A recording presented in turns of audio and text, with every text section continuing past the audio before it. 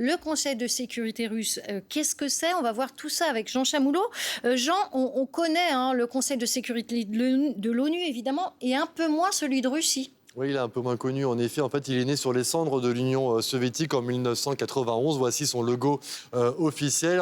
Il est à disposition des présidents de la Fédération de Russie pour des questions de sécurité nationale. Alors, dans cet organe, on retrouve des ministres, des responsables politiques, mais aussi et surtout les chefs de services de sécurité et de l'armée. Et ce Conseil de sécurité, on l'a vu à la télévision, et c'est assez rare qu'il soit diffusé en direct. C'était le 21 février dernier, 3 jours avant le début de l'invasion en Ukraine. Vladimir Poutine demandait à ses conseillers est-ce qu'il fallait reconnaître ou non les territoires séparatistes du Donbass. Un conseil de sécurité sommé de dire oui et d'obéir, bien sûr, à Vladimir Poutine.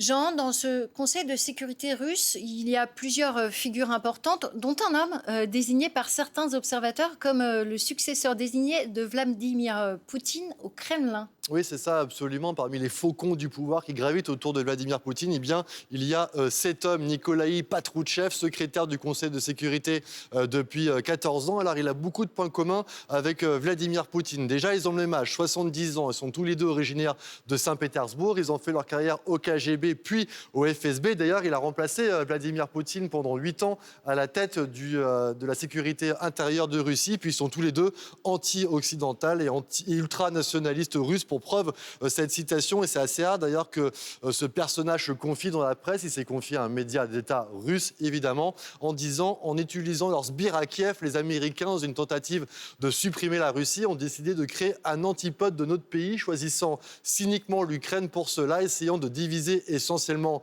un seul peuple, à comprendre le peuple slave. Justification, donc, selon lui, de la tentative d'invasion russe en Ukraine, mais un personnage qui est persona non grata dans l'Union européenne, interdit de séjour depuis 2014, depuis l'annexion de la Crimée par la Russie.